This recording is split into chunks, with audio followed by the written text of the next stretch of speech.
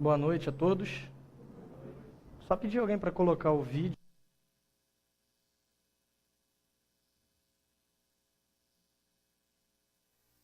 Aí eu vou sentar para vocês não ficarem olhando para mim, sim para o vídeo. Beleza? Depois eu volto, fica tranquilo.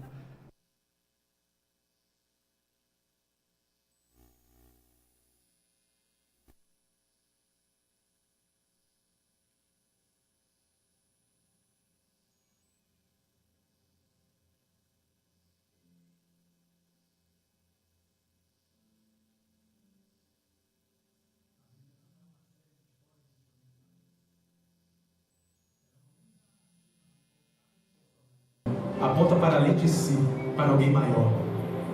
A história de Adão e Eva não trata apenas do primeiro homem e mulher. Há um Adão melhor e verdadeiro, que passou no teste do jardim e cuja obediência é atribuída a nós. Há um Abel melhor e verdadeiro, assassinado sem ter culpa, cujo sangue clama não pela nossa condenação, mas por nossa absolvição. Há um Abraão melhor e verdadeiro, que atendeu ao chamado de Deus para deixar seu lar e todo o conforto, partindo ao vazio e ali criando um novo povo de Deus. Há um Isaac melhor e verdadeiro, filho da graça e da promessa, que não foi apenas oferecido por seu pai sobre o monte, mas de fato sacrificado por todos nós. Há um Jacó melhor e verdadeiro, que lutou e recebeu o golpe do castigo que cabia a nós, a fim de que, como Jacó, só recebêssemos a ferida da graça, que nos desperta e nos disciplina. Há um José melhor e verdadeiro, que estando à direita do rei, perdoa aqueles que o traíram e o venderam, usando seu novo poder para salvá-los. Há um Moisés melhor e verdadeiro, que se põe num abismo entre o povo e o Senhor, mediando uma nova aliança. Há uma rocha de Meribá melhor e verdadeira, ferida pela vara da justiça de Deus, que agora nos dá água no deserto. Há um Jó melhor e verdadeiro, alguém que conhece o sofrimento justo, que intercede e salva seus tolos amigos.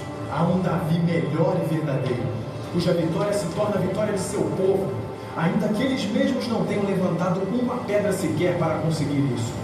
Há alguém melhor e verdadeiro que, como Esther, não arriscou apenas perder um palácio terreno, mas abriu mão do trono celestial.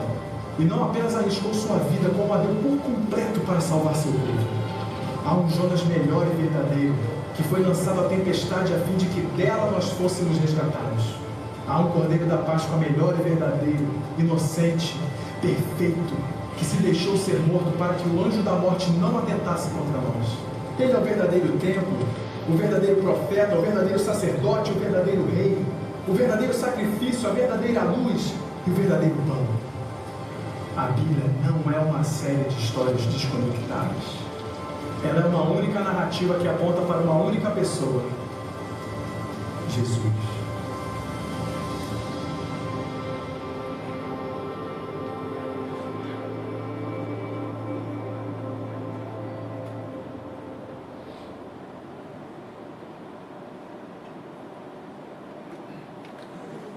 Boa noite mais uma vez. Boa noite mais uma vez. A gente começa hoje a nossa série Jesus a Ser, fazendo uma referência clara à divisão que a gente tem no nosso calendário, em dois períodos, antes de Cristo, depois de Cristo, e trazendo a ideia de que Jesus ele não entra na história no período em que ele nasce. Ele não simplesmente aparece. Jesus ele não é criado por Deus no momento do seu nascimento. Como a gente celebra o Natal, eu creio que essa seja uma história que todo mundo está bem acostumado a ouvir sobre o nascimento de Jesus. Mas é fundamental que a gente entenda que Jesus ele assume a forma humana naquele momento, ele passa a ser reconhecido como homem na história, mas Jesus ele não é uma criação de Deus, muito pelo contrário. Jesus ele é o verdadeiro Deus. Deixa eu chegar para trás, que eu acho que melhora um pouco. Para frente, para um lado. Jesus ele é, na verdade, o verdadeiro Deus. Alguém que estava presente desde os tempos eternos, alguém que estava presente na criação. A gente vai ver o relato de Gênesis 1, quando Deus, ao criar todas as coisas, ele vai dizer: façamos o homem à nossa imagem, conforme a nossa semelhança. Algumas pessoas vão argumentar dizendo que isso não é uma base para dizer que Jesus estava presente, mas a gente pode olhar, por exemplo, para um texto do Novo Testamento, João capítulo 1, no verso 1, começa meio parecido com Gênesis, quando diz que no princípio era o Verbo estava com Deus, o Verbo era Deus, esse texto se refere de forma clara e específica à pessoa de Jesus. E nesse mesmo texto, o apóstolo João, ele vai dizer que todas as coisas foram feitas por meio dele, e sem ele, nada do que foi feito se fez. Então, quando nós falamos em Jesus AC, Jesus antes de Cristo, na verdade é uma referência ao nascimento dele. É uma referência de que é possível nós percebermos Jesus Cristo ainda no Antigo Testamento.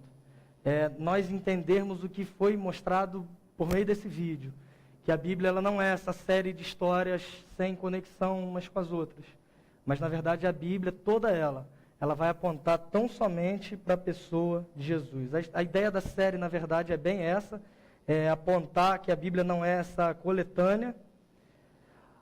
A dificuldade que a gente tem para entender um pouco isso, a nossa dificuldade de compreensão se dá pelo fato do tempo. Nós vivemos em um tempo linear, a gente é preso a um conceito de tempo, a gente não consegue entender coisas que se referem à eternidade. Por exemplo, se você parar para pensar que você vai passar a eternidade com Deus no céu, eu pelo menos não consigo. Porque a minha mente, em algum momento, ela vai ficar procurando um final. Mas não tem como para sempre, esse negócio de para sempre, sempre acaba, não é? O que diz o nosso poeta popular aí. Se você for parar, por exemplo, para imaginar também que Deus sempre existiu, automaticamente, eu acho que eu vou trocar esse microfone,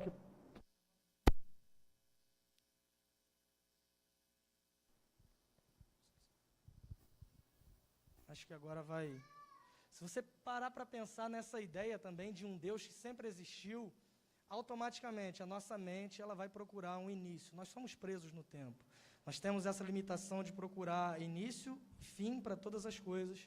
Mas quando a gente fala de um Deus, não era o microfone. Deixa eu.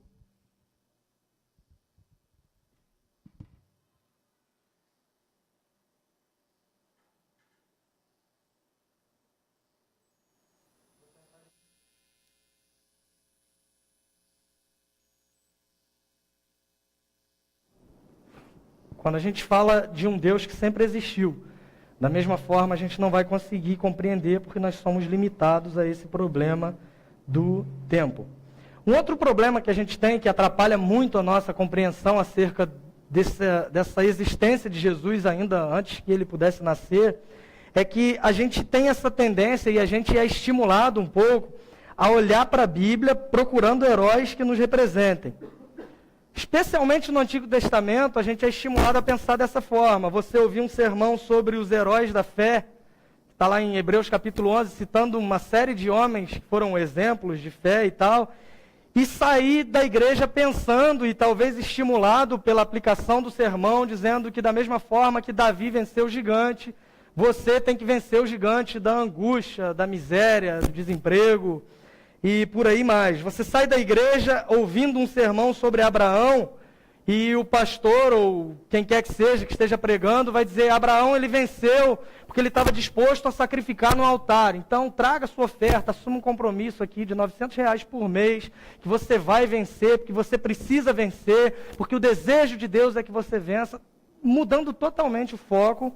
A pessoa sai, depois de ouvir um sermão sobre Moisés, por exemplo, o pregador dizendo: saia daqui hoje com a certeza de que você vai atravessar o mar de problemas, e por aí vai, uma série de coisas que a gente pode pegar um elemento, uma história e transformar isso para que a gente se sinta satisfeito, para que a gente se sinta bem, para que a gente saia de um culto domingo com o nosso ego bem macio, para que a gente possa viver uma semana bem tranquila, não entendendo o quanto eu sou pecador, não entendendo o quanto eu sou dependente de Deus, mas simplesmente com essa noção de que eu preciso avançar, eu preciso vencer. É óbvio que a gente precisa, é óbvio que isso tudo é fundamental, mas o que a gente tem que compreender é que a grande questão da Bíblia é que ela não é sobre nós.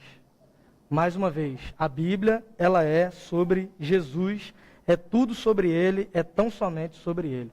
É muito claro que a gente pode olhar para personagens específicos do Antigo Testamento, até esses que eu citei, extrair algumas lições para nós, entender que em algumas situações a gente pode agir como um determinado personagem agiu, ou a gente aprende como não fazer em algumas situações da Bíblia, mas é muito importante que a gente tenha sempre em mente que o objetivo da palavra de Deus sempre foi apontar para Jesus Cristo e não para como a gente tem que vencer o gigante ou a tentação. E hoje a gente vai olhar para essa primeira história, para a história desse primeiro homem, e olhando para Adão, entender de que forma essa história de Adão aponta para Cristo. De que forma essa história de Adão, ao apontar para Cristo, aponta para nós, para a nossa deficiência, para a nossa fraqueza, e de que forma isso nos atinge. Adão, ele é o nosso primeiro pai. Adão, ele era alguém que nos continha, alguém que nos representava.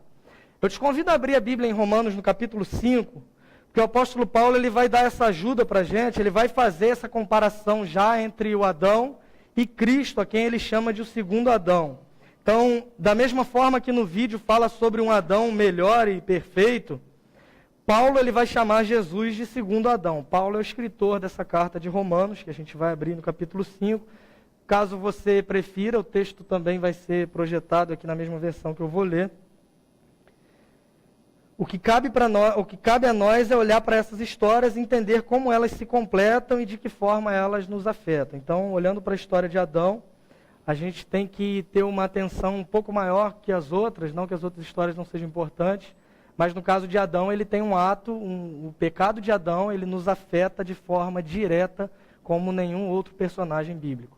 Pelo fato de Adão ter pecado, ter se rebelado contra Deus, nós que nascemos depois dele, nós que éramos representados por ele, já nascemos nessa condição de pecadores, já nascemos nessa condição de separados de Deus, já nascemos nessa condição de inimigos de Deus, não simplesmente separados, mas no sentido de se opor realmente à vontade de Deus. Tudo isso por conta do que Adão fez, mas da mesma forma por meio de Jesus e pelos atos dele, não pelos nossos. A obra de Deus, a graça de Deus nos alcança também em sua totalidade e graças a Deus por isso. Romanos capítulo 5, a partir do verso 12, vai dizer assim: portanto, da mesma forma como o pecado entrou no mundo por um homem, e pelo pecado a morte, assim também a morte veio a todos os homens, porque todos pecaram. Pois antes de ser dada a lei, o pecado já estava no mundo, mas o pecado não é levado em conta quando não existe lei. Todavia, a morte reinou desde o tempo de Adão até o de Moisés, mesmo sobre aqueles que não cometeram pecado semelhante à transgressão de Adão, o qual era um tipo daquele que haveria de vir. Entretanto, não há comparação entre a dádiva e a transgressão, pois se muitos morreram por causa da transgressão de um só, muito mais a graça de Deus, isto é, a dádiva pela graça de um só homem, Jesus Cristo, transbordou para muitos. Não se pode comparar a dádiva de Deus com a consequência do pecado de um só homem. Por um pecado veio o julgamento que trouxe condenação, mas a dádiva decorreu de muitas transgressões e trouxe justificação. Se pela transgressão de um só a morte reinou por meio dele, muito mais aqueles que recebem de Deus a imensa provisão da graça e a dádiva da justiça reinarão em vida por meio de um único homem, Jesus Cristo.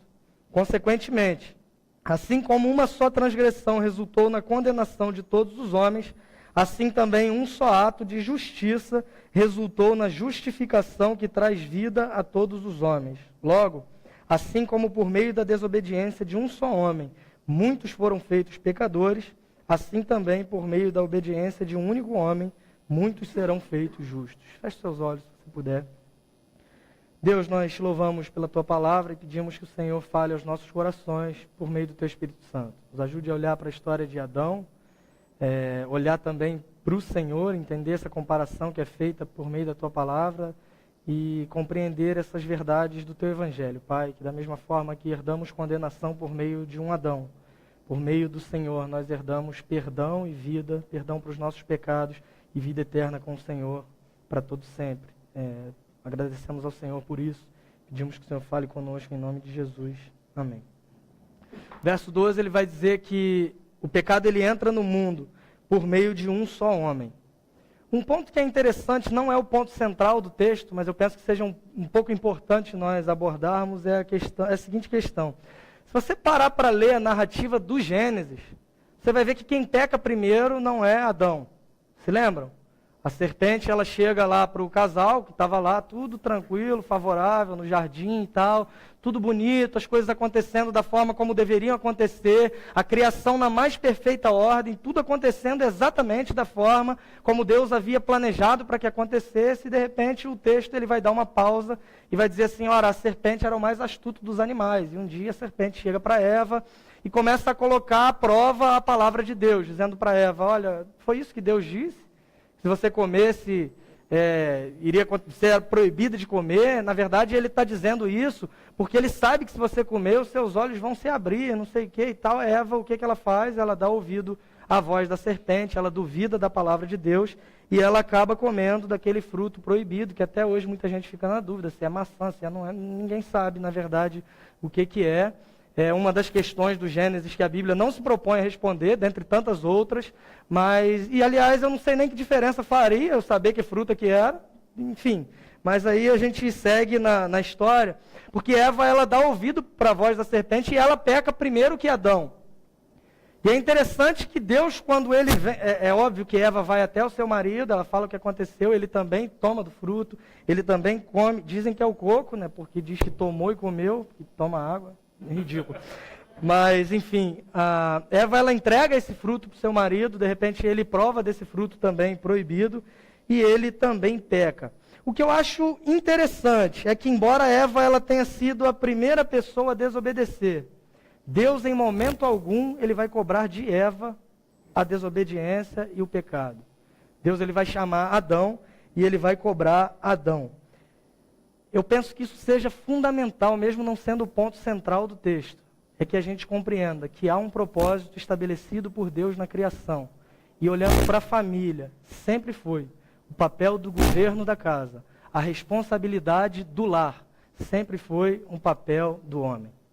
Não estou dizendo aqui que a mulher é inferior em relação ao homem, não estou dizendo absolutamente nada disso. Nós cremos que homens e mulheres são igualmente importantes, são igualmente responsáveis diante de Deus, mas eles são complementares. Da mesma forma que há papéis que são designados para a mulher, há papéis que são designados para o homem, e isso não é reflexo de uma cultura machista, como dizem, isso não é porque a Bíblia é no sentido paternal, paternalista, um livro paternalista que diz, não é nada disso. Isso é um princípio estabelecido por Deus na criação. Por que eu penso que seja importante a gente salientar isso? Porque um dos graves problemas que a gente vê hoje na sociedade de uma forma geral, em relação à família, é que as pessoas perderam a noção de qual é o seu papel. A gente tem uma série de homens hoje que não tem noção do que é ser um homem maduro, um homem cristão. A gente tem uma série de mulheres que talvez por tentar assumir um papel que não é seu, acaba entrando em uma outra questão e por assumir um papel que não é seu, não tendo condições para isso, porque é o próprio Deus quem determina que seja feito de outra forma, e a gente tem um caos estabelecido. Na última sexta-feira, a Juventude Batista Serra Litoral, não é isso? Jubazel, a associação de igrejas aqui de Rio das Ostras, região, eles fizeram um fórum sobre uma série que está falando aí os 13 porquês, não sei quem já ouviu falar sobre isso, tem um nome em inglês, depois você pergunta ao pastor Cristiano, que a pronúncia dele é fantástica. Fala sobre suicídio de adolescente. Fala sobre hoje em dia também a gente está vendo esse lance desse baleia azul, né, esse jogo que está todo mundo falando disso, suicídio de adolescente e tudo mais, e eles propuseram fazer um fórum para discutir essas questões, o que eu achei fantástico. Que quando se fala de adolescente na igreja, normalmente a discussão que a gente tem é a seguinte, pode usar tatuagem, botar brinco na orelha esquerda não é pecado, na direita é absolutamente coisas irrelevantes. Então eles se propuseram a discutir esse tema de forma importante, de forma interessante, e uma das coisas que foi consenso, a gente tinha lá profissionais, psicólogos e tudo mais, uma coisa que é consenso e é claro para todo mundo que teve a oportunidade de debater naquele momento, é que uma das grandes causas desse caos que a gente vê nas famílias é que as pessoas perderam a noção de qual seja o seu papel dentro do lar. Quando Deus ele cria Eva, ele vai dizer que faria para Adão uma companheira que o auxiliasse e o correspondesse. Deus, em momento algum, ele diz que Eva deveria ter uma submissão incondicional para Adão, pelo contrário. No Novo Testamento a gente vai compreender isso de forma plena, quando a Bíblia compara a igreja com a noiva e compara Cristo como sendo o responsável pelo lar, o marido, o noivo, o cabeça e uma série de outros adjetivos.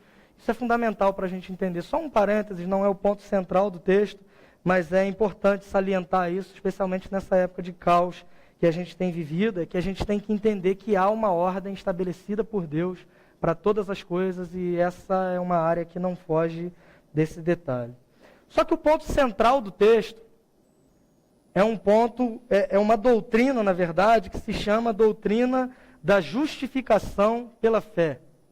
Quando a gente olha para esse texto, a gente vê uma série de coisas. O apóstolo Paulo ele vai fazer a comparação entre Adão e Cristo, dizendo que como por meio de um só homem o pecado entrou no mundo, por meio do outro a gente consegue herdar a vida eterna. Ele vai fazer uma série de outras comparações, dizendo que por meio de Adão nós herdamos a morte, por meio de Cristo nós herdamos a vida. Mas o ponto central é que Paulo ele se propõe a explicar como isso acontece. Se a gente olha para a história de Adão, a gente vai perceber que Deus ele havia criado o homem, criado Adão, o relato do Gênesis. Eu penso que seja uma história que a grande maioria de nós conheça. Deus ele cria o homem, o texto bíblico vai dizer que ele cria o homem à sua imagem e semelhança, e a Bíblia vai dizer que Deus olha para tudo que havia criado, não só o homem, mas para toda a criação, e a Bíblia vai dizer assim, e viu Deus que tudo quanto havia criado era bom. Então Deus ele cria o homem de maneira boa, de maneira perfeita, de maneira que as coisas estavam acontecendo da forma como ele planejara para que as coisas estivessem acontecendo. De repente, o texto que fala de justificação pela fé, o que é justificação? A grosso modo, assim, de forma bem clara para a gente entender, justificação é um ato pelo qual Deus ele nos declara justos. Embora a gente não seja justo, ele nos declara justos por causa de Jesus Cristo, pelo que Jesus fez e não por aquilo que nós fazemos. Então, se a gente olha para o Gênesis, vê que Deus cria o homem de forma perfeita, e de repente a gente precisa do Filho de Deus morrendo para que a gente seja declarado justo, alguma coisa está errada. E essa alguma coisa que está errada é que a gente tem que entender que houve uma ruptura nesse relacionamento perfeito e bom entre Deus e o homem. Deus criou o homem, Deus viu que era bom. O livro do Gênesis vai dizer que eles conversavam todos os dias no jardim. Deus vinha na viração do dia e conversava com Adão. Deus ele delega tarefas para Adão, como por exemplo dar nome para todos os animais que estavam no paraíso. Então Adão teve uma tarefa importante de olhar para o bicho e falar, pô, aquele ali tem cara de cachorro, eu vou chamar ele de cachorro. Aquele ali, pô, sei lá, aquele eu não gosto e tal, deu um nome meio ornitorrinco, é vacilo com o bicho, né? No mínimo ele não gostou da aparência, ou o bicho mordeu, vai saber que pode ter acontecido, a gente não vai ficar conjecturando em cima disso, mas o fato é que Deus ele tinha um relacionamento perfeito com Adão. Deus ele desenvolvia diálogo com o homem todos os dias. E de repente há essa ruptura, porque Adão ele decide rebelar-se contra o seu Criador. E quando a gente fala Adão aqui, a gente está falando de toda a humanidade. Às vezes a gente pensa, se Adão não tivesse feito isso, se fosse eu no lugar dele, com certeza talvez se fosse eu, você, a gente teria feito até pior ou exatamente a mesma coisa, porque ele é quem nos representa enquanto seres humanos. Adão, ele decide rebelar-se contra o Criador. Ele decidiu criar as suas próprias regras. O pecado, a rebelião é exatamente isso. É você se rebelar contra, é você se revoltar contra uma ordem estabelecida por Deus. E você passar a viver de acordo com as suas próprias regras e a obedecer às suas próprias regras. Adão, então, ele perde a liberdade. E todos nós passamos também a nascer escravizados pelo pecado. Algumas pessoas têm a ideia de que liberdade é você fazer aquilo que você quer. E a Bíblia vai dizer para nós que, na verdade, se você faz aquilo que você quer, você está sendo escravizado pelo pecado que habita dentro de você. Eu vi um vídeo essa semana do Igor Miguel, ele já pregou aqui na igreja, não sei se alguém teve a oportunidade de ver um pedaço de uma aula, que ele fala sobre liberdade. O Tim Keller também, um dos seus livros, ele cita isso, não lembro qual livro, mas ele fala que liberdade ela está ligada a você fazer aquilo que você foi criado para fazer. A liberdade ela está ligada ao seu propósito original. Da mesma forma que a gente pode olhar para um peixe nadando no mar, olhar para um pássaro voando no céu e dizer, poxa, esse pássaro é livre, esse peixe é livre, realmente são. Mas eles só são livres porque eles estão fazendo aquilo que eles foram designados pelo Criador para que pudessem fazer. Tenta pegar um pássaro, afundar ele na água, tenta jogar um peixe para o alto para ver se ele vai voar. é muito, a não ser que tenha um tal de peixe voador também, mas esse aí é exceção para a regra também, já não dá para ficar falando das exceções. Mas vai perder liberdade, porque a liberdade, ela na verdade só ocorre quando você está fazendo aquilo para o qual você foi criado. A liberdade, ela não está ligada à ausência de regras, mas a liberdade, ela está ligada a você viver uma vida com propósito. E o ser humano, ele foi criado tão somente para a glória de Deus. É impossível para qualquer homem ser livre se ele não estiver vivendo para a glória de Deus. E o homem decide abandonar esse propósito. Adão decide abandonar essa ideia inicial de Deus para o ser humano, que era viver para a glória dele. E quando você deixa de viver para a glória de Deus, você não deixa de glorificar alguém, muito pelo contrário. Você se torna o seu próprio Deus. Você se torna o seu próprio ídolo. Você passa a atrair a glória que deveria ser dada a Deus para você mesmo, ao achar que as suas decisões, sim, são as mais corretas.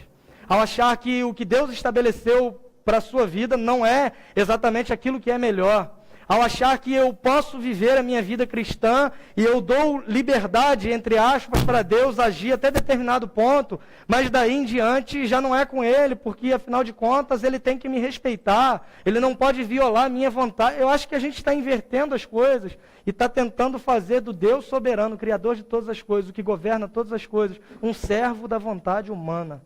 E na verdade o propósito estabelecido por Deus é que nós sirvamos a Deus, porque Ele é quem é Deus, Ele é quem é soberano, e é a vontade dEle que é boa, perfeita e agradável, e de maneira nenhuma a nossa. Mas esse homem, ele vai decidir se rebelar contra esse Deus. Paulo vai deixar claro para nós, no versículo 12, que todos pecaram. Ainda em Romanos, no capítulo 3, ele vai dizer, mais uma vez, essa afirmação, quando ele diz, pois todos pecaram e separados estão da glória de Deus. Então, antes que pudesse surgir qualquer sentimento de, poxa, isso é meio injusto, Adão pecou e por causa de Adão eu nasci separado de Deus. Eu não pedi para nascer. Eu não pedi para nascer, eu não tenho culpa de ter nascido, eu não tenho culpa de Adão ter pecado. Então Paulo, ele já dá logo essa declaração para que todo mundo fique tranquilo e saiba, olha, Adão, ele simplesmente era uma representação de todos nós, porque todos nós decidimos em um certo ponto nos rebelar contra o nosso Criador. Todos nós decidimos abandonar o propósito que Deus havia estabelecido para nós, para seguirmos as nossas próprias vontades. Então não tem essa de eu não mereço sofrer o castigo do pecado de Adão, porque todos nós pecamos. Na verdade, Adão, ele recebe o castigo do pecado. E todos nós recebemos o castigo pelo nosso próprio pecado. Pode ficar tranquilo que nenhum inocente vai para o inferno. Às vezes a gente fica nessa, né? Aquelas pessoas que nunca ouviram falar do Evangelho e tal, e morreram e vão para o inferno, são tão inocentes. Não são. Todos nós somos pecadores. O que o apóstolo Paulo vai dizer ao afirmar isso de forma categórica, de forma emblemática, é para que a gente pare de ficar tentando imaginar que, poxa, foi Adão que errou, não é justo comigo, é injusto eu receber o castigo. Não, todos nós somos pecadores e Adão era uma representação de todos nós nascemos separados da glória de Deus. Então, por haver essa ruptura, é aqui que a gente fala de justificação pela fé. Uma vez que agora eu sou injusto, uma vez que agora eu sou inimigo de Deus, uma vez que agora eu estou separado de um relacionamento com Deus, e não há absolutamente nada que eu possa fazer para restabelecer essa comunhão. Não há. O ser humano, ele tenta criar os seus próprios meios, religiões, por exemplo, achar que por meio de uma frequência, um culto todos os domingos e batendo cartão. Eu trabalho com um cara, eu comentei até com um Cristiano, ele tem uma ficha da igreja dele, que ele tem que preencher assim, quantas horas por dia o cara leu a Bíblia, tantas horas. Tipo assim, orou, tantas horas, não sei o quê. Aí no final da semana ele tem que fazer um somatório daquilo e tal, e diz assim, se você leu a Bíblia de tantas a tantas horas, você está doente espiritualmente. Se você leu de tantas a tantas horas, você precisa se consertar. Se você leu... que ideia absurda! De fazer por merecer o favor divino. Não estou dizendo também para você sair daqui e falar, tá tranquilo, então já estou salvo, vou ler a Bíblia para quê, vou orar. Não é também o outro extremo, mas é a gente entender que tudo que a gente faz por Deus é consequência daquilo que Ele fez por nós, não é visando receber algo da parte de Deus, porque quem somos nós? O mesmo apóstolo Paulo vai dizer aos Romanos, quem deu primeiro alguma coisa a Deus para que pudesse ser retribuído? Quem é capaz de fazer isso? É Ele quem é o Senhor, soberano sobre todas as coisas, e tudo que a gente faz como consequência daquilo que Ele já fez por nós, e fez sem exigir nada em troca, e fez por nós sem exigir, sem cobrar de nós algum mérito, algum merecimento, muito pelo contrário. Ele nos mostra que a gente não é capaz, que a gente não tem habilidade, capacidade e mérito em nós mesmos. Mas a gente pode confiar e descansar na obra que Cristo Jesus fez, e Ele fez por nós. E a única forma de nós nos apossarmos desse sacrifício da graça, apossarmos é uma palavra meio estranha para usar, porque esse negócio de tomar posse, tá, pode ficar tranquilo que não é nesse sentido. A única forma que nós podemos nos beneficiar desse sacrifício que foi feito é por meio da fé. Isso é justificação pela fé. A gente é uma igreja de tradição reformada. A reforma protestante, o movimento histórico, com Martim Lutero, que eu acho que a maioria das pessoas ou já viu um filme, ou já ouviu falar da história e tal. Lutero, ele considerava a justificação pela fé a doutrina fundamental da fé cristã. Lutero, ele embasa tudo aquilo que ele acreditava, as suas teses e tudo mais, na carta de Paulo aos Romanos, e Paulo, falando aos Romanos, especificamente nesse pedaço que a gente leu, ele está falando exatamente da justificação pela fé. Todos nós somos pecadores, que todos nós herdamos a morte. E o único meio que nós temos para que esse contato, essa relação com Deus seja restabelecida é por meio de Cristo Jesus, porque nós somos incapazes. Nós não somos capazes de cumprir toda a lei, toda a exigência da lei de Deus. Mas Ele enviou o seu próprio Filho que cumpriu toda essa exigência da lei. E a única coisa que Ele exige de nós é que a gente creia no seu nome e seja salvo por meio da nossa fé. Isso é a justificação pela fé. O que o texto faz, então, apontando essa comparação, é mostrar a superioridade de Cristo em relação a Adão. O que o apóstolo Paulo vai fazer é dizer que, ao mesmo tempo que Adão e Cristo se comparam por causa da desobediência de um, da obediência do outro, Paulo ele vai dizer que o que Cristo fez é de forma absolutamente superior, é muito maior do que aquilo que Adão fez, e as consequências do que Cristo fez por nós trazem também coisas muito maiores do que Adão fez. Por exemplo, ele vai dizer que a obediência de Cristo é, de certa forma, superior à desobediência de Adão. Vai dizer que a justiça que é garantida, ele usa o termo imputada por meio da fé em Cristo, é superior também ao pecado herdado pela desobediência de Adão. A vida que nós recebemos por crer nesse Cristo que nos faz participantes da sua justiça é muito superior à morte que herdamos por meio do pecado de Adão. Justificação pela fé. É um tema complexo, é um tema, às vezes, difícil da gente compreender. Querendo ou não, a gente tenta retribuir de certa forma. Parece que não faz sentido. Poxa, eu não tem nada que eu possa fazer para merecer salvação de certa forma. Isso não faz muito sentido. Como é que eu simplesmente, por crer no que alguém fez, por crer no que Cristo fez, eu sou salvo? A gente fica tentando, de certa forma, merecer salvação. A gente fica, de certa forma, tentando achar algum meio para mostrar para Deus, não, Senhor, olha para... Tem até música sobre isso, né? Eu me humilharei, vou subir na figueira, no pé de não sei o quê. Olha para mim, Senhor. A gente fica nessa tendência de, Senhor, eu estou fazendo alguma coisa, olha, me abençoa, faz aquilo que o Senhor quiser, porque acha algum mérito em mim. Acha alguma coisa em mim que eu mereça ser salvo por meio dela.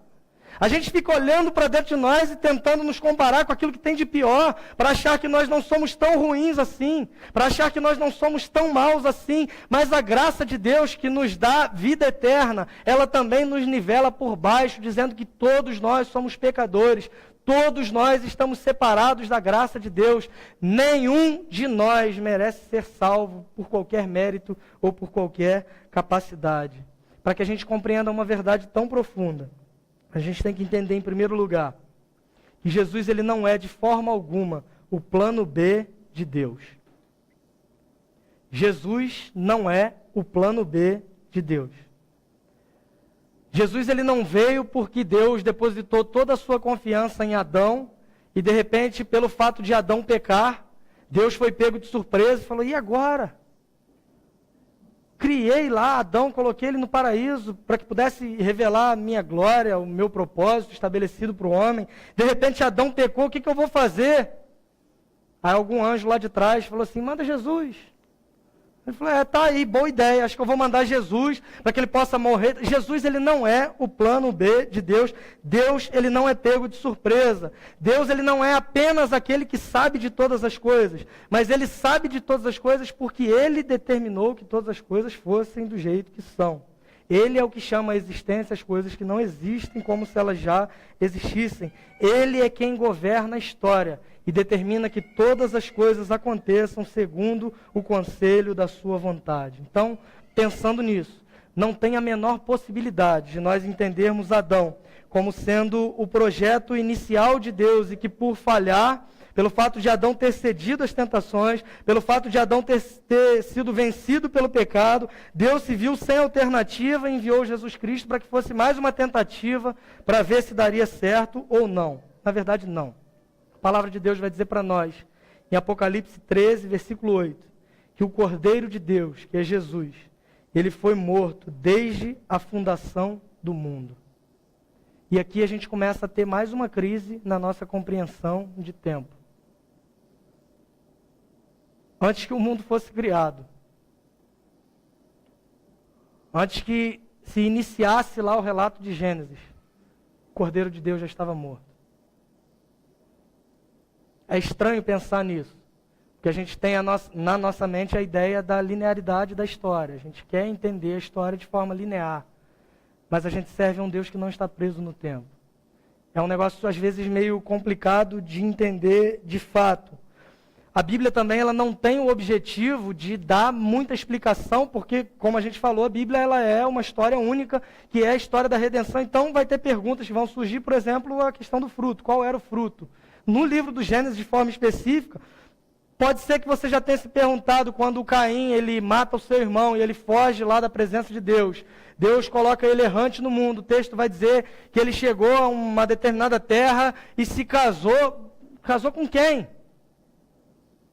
O livro do Gênesis tem uma série de perguntas que não tem resposta. Às vezes você está no meio de um estudo bíblico explicando, sei lá, sobre um tema, o Apocalipse, um exemplo. Pô, estamos estudando sobre o Apocalipse, alguém tem alguma pergunta? Aí sempre vai ter um que vai levantar a mão e vai falar assim, cara, e os dinossauros? Apocalipse a gente vê dragão de 7 cabeças, um monte de coisa. Mas aí o cara, não, eu quero saber onde entram os dinossauros na história da Bíblia, porque eles não couberam na arca. Como é que Noé ia levar dinossauro na arca? Aquele monte de... Eu não sei. A resposta que a Bíblia dá para isso é que a Bíblia não dá resposta para isso.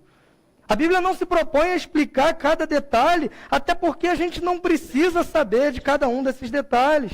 Onde estão os dinossauros? Os 6 dias são literais ou não? Pô, quando Deus disse haja luz, foi de repente ou foi acendendo um pouquinho aqui, outro ali? Eu não sei.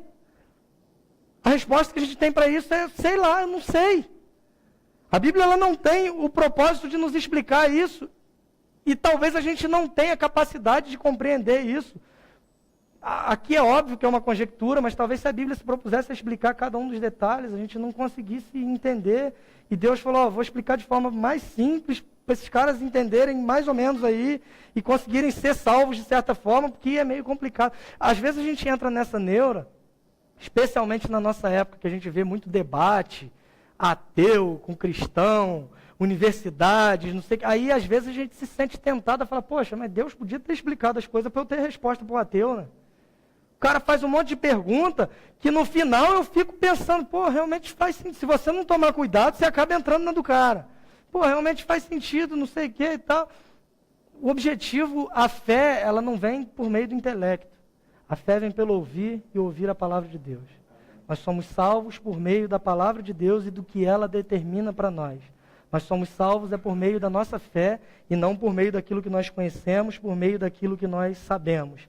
Então, quando a gente olha para esse texto bíblico, que diz que o Cordeiro de Deus ele foi morto desde a fundação do mundo, e a gente não consegue compreender isso na totalidade, porque a gente vive preso no tempo, num tempo com começo, com meio, com fim. A única coisa que a gente tem que compreender é que a gente serve a um Deus que é eterno e não está preso ao tempo. Pelo contrário, ele é o Senhor do tempo e ele governa sobre todas as coisas. Te parece confuso isso?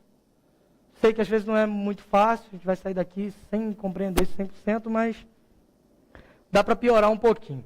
Quem era Adão, então? Diante disso, esse cenário de confusão que se cria na nossa cabeça, Adão, então, já que ele era uma representação de todos nós, ele era uma fantasia. Adão não foi uma história real. Adão, ele foi apenas um exemplo que Deus colocou na Bíblia, só para a gente ter uma historinha para contar para as crianças, se a gente falar em justificação pela fé, elas ainda não vão compreender. Então Deus colocou a história de Adão na Bíblia para ter uma historinha bonitinha, de um animalzinho que foi morto. Absolutamente não. Adão, Eva, o relato do Gênesis, na verdade, isso é uma história real. A Bíblia, ela é real. A Bíblia, ela é a palavra de Deus. Embora a gente encontre na Bíblia textos poéticos, linguagem figurada, uma série de coisas, do Gênesis, ele é uma narrativa histórica. Muito embora a gente tenha que lembrar que a Bíblia é a história da redenção, então não é o objetivo dela ficar dando esses detalhes, o que a gente já falou, acerca disso mesmo, da mulher de Caim, dos 6 dias literais, dos dinossauros. Caso você descubra isso algum dia, faz o favor de me avisar, me ensina, me explica, porque até hoje eu não sei aonde estão esses dinossauros no relato bíblico, mas graças a Deus eu não preciso saber disso. Eu preciso saber que eu sou pecador, separado de Deus, mas Cristo, ele era o Adão mais perfeito. E esse Cristo me proporciona, me torna parte da justiça que é dele. E ele me torna parte dessa justiça que ele conquistou, tão somente por meio da fé. Adão, então, ele é um tipo de Cristo. Adão, ele é um modelo. Olhando para a história de Adão, a gente percebe algumas semelhanças, a gente percebe algumas diferenças também em relação a Cristo. E aqui eu parto para concluir, olhando para a história de Adão, olhando para a história de Cristo, e percebendo como essas histórias se cruzam de certo modo, mas a gente vê posturas diferentes e como isso atinge a gente, como isso beneficia a gente de certa forma. Adão, por exemplo, ele foi tentado lá no jardim e ele sucumbiu. Deus deu uma ordem para ele, que ele dominasse sobre todos os animais, sobre toda a criação, para que ele estivesse acima de toda a criação. E a única coisa que ele não poderia fazer era comer do fruto proibido. E Adão, de repente, decide comer exatamente do fruto que ele não poderia. Jesus, quando inicia o seu ministério, ele também é tentado. Ele recebe a palavra de Deus, ele é batizado. Nesse momento em que ele é batizado, vem uma voz do céu dizendo: esse é o meu filho amado em quem me comprazo. E logo ele sai, ele vai para o deserto, onde ele jejua por 40 dias e 40 noites no deserto. E nesse momento ele é tentado pelo diabo. A diferença de Adão para Jesus é que Adão tinha o cenário todo propício para que vencesse a tentação, mas foi vencido por ela. E Jesus tinha o cenário todo propício para que ele fosse vencido, mas ele venceu o diabo por meio da palavra de Deus. Adão, ele é tentado, Eva também é tentada, no sentido de que a serpente começa a colocar em dúvida a palavra de Deus. Começa a dizer: realmente foi isso que Deus disse? Ele sabe que as coisas não são assim e começa a plantar dúvida na mente de Eva, na mente de Adão logo em seguida também. E Jesus, ele é tentado pelo diabo da mesma forma. O diabo chega para ele no deserto e começa a citar texto bíblico. Cuidado com esse negócio de onde você vai, o cara prega e cita aquele monte de texto bíblico, que o diabo é melhor nisso do que muito pastor que tem por aí, hein? Ficar citando texto bíblico fora de contexto para querer dizer alguma coisa ou outra. Por exemplo, o diabo veio para Jesus e falou: não está dizendo que, não diz na Bíblia que aos seus anjos dará ordem para que te guarde? Por que você não pula? Acho que foi o desafio 50 do Baleia Azul, quem começou com isso foi o diabo no deserto, cara.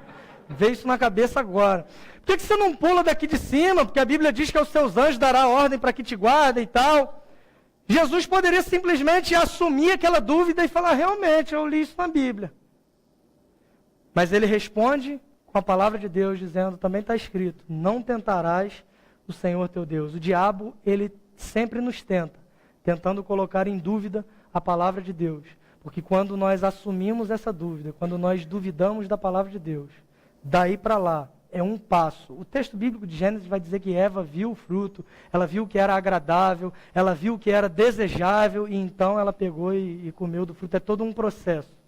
A partir do momento que nós começamos a duvidar da palavra de Deus, a partir do momento que nós começamos a colocar em dúvida se Deus tem de fato o melhor para nós, o propósito estabelecido por Deus para nós é o melhor. O próximo passo, com certeza, é dizer que não. E é criar um próprio meio para a sua existência, achar que você é capaz de governar a sua vida melhor do que o próprio Deus. Então, Jesus ele também é tentado, mas ele vence a tentação. Após o pecado de Adão, o texto bíblico vai dizer que ele percebe a sua nudez. O final de Gênesis capítulo 2 vai dizer que Eva, que Adão, eles andavam nus e para eles era tranquilo, porque eles nunca tinham percebido essa questão da nudez. E logo em seguida, quando Deus ele se aproxima de Adão para conversar com ele, o texto vai dizer que Adão ele se cobre com folhas de figueira, porque ele passa a perceber a sua nudez, ele passa a sentir temor por conta da sua nudez. Aí o texto vai seguir, Deus vai falar com ele, quem falou que você estava nu?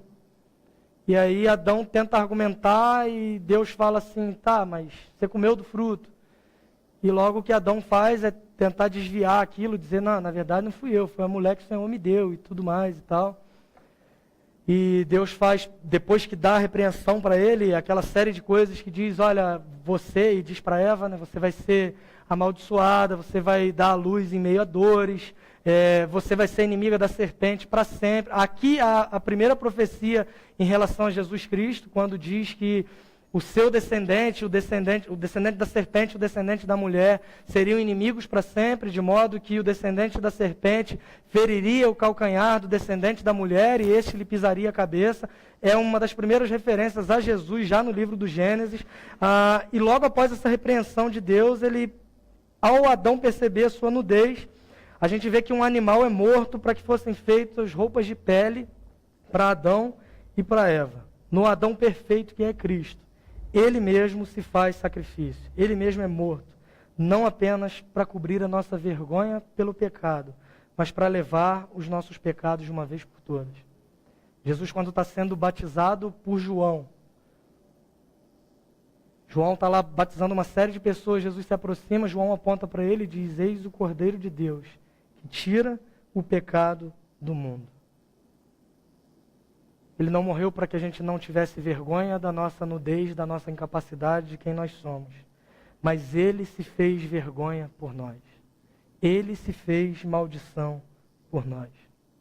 Adão ele desfruta do paraíso, mas ele pecou, ele foi expulso do paraíso e como consequência disso nós também não vivemos no paraíso. Jesus ele convida um ladrão para estar com ele lá, nos indicando que da mesma forma que por meio do pecado nós estamos separados de Deus, não são os nossos atos que nos levam até o céu, mas é nós crermos na justiça de Cristo Jesus. Isso é fundamental, nós compreendemos. Não há a menor possibilidade de sermos salvos por quem nós somos. Nós somos salvos apesar de quem somos, e tão somente porque cremos em Cristo Jesus. Somos descendentes de Adão no sentido da carne, e somos descendentes de Adão pelo pecado que nos une. Em Cristo nós fomos feitos filhos de Deus por meio da fé. O mesmo apóstolo João, ainda no capítulo 1, ele vai dizer, a todos quanto o receberam, deu-lhes o poder de serem feitos filhos de Deus, a saber, os que creram no seu nome. A única forma de alguém se tornar participante da justiça de Cristo, de alguém ser aceito, adotado como filho de Deus, é por meio da fé em Cristo Jesus. Adão ele é vencido pela tentação, herdando a morte. E Jesus ele vence o pecado e a morte por nós. Adão, diante do pecado, diante da crise, da dificuldade, da repreensão que teve, ele coloca a culpa na mulher e em Deus, porque ele diz para Deus que a culpa é da mulher que o Senhor me deu. Jesus, diante do pecado, ele assume o pecado, e ao invés de transferir a culpa, ele assume uma culpa que não é dele, e ele sofre no seu próprio corpo o castigo dos pecados de cada um de nós. Ele sofre a mão pesada da ira de Deus, sendo derramada contra ele naquele momento, porque ele carregava no seu corpo os nossos pecados, a nossa condenação. Ele se fez maldição por nós, para que nós pudéssemos de graça herdar a vida eterna por meio da fé em Cristo Jesus. Somos representados por Adão porque todos pecamos, então estávamos separados de Deus, mas em Cristo nós somos perdoados por Deus, não por méritos, não por frequência em cultos, não pelas nossas contribuições de dízimos, de ofertas, não por boas obras, não por algo de bom em nós, mas por simplesmente crer no que ele fez. E dessa forma, quando nós cremos, a justiça de Cristo ela é atribuída a cada um de nós. Da mesma forma que nós olhamos para Adão e percebemos a nossa miséria, é possível nós olharmos para Cristo e vermos o quanto Deus nos ama. Porque a cruz, somente a cruz de Cristo, ela vai mostrar que a obra do segundo e do perfeito Adão, ela vai nos levar até Deus, restaurando então o propósito de Deus, o propósito estabelecido de Deus para nós, para que aí sim nós sejamos livres, porque aí sim nós estaremos vivendo o propósito para o qual nós fomos criados, a glória de Deus. Que Ele nos abençoe.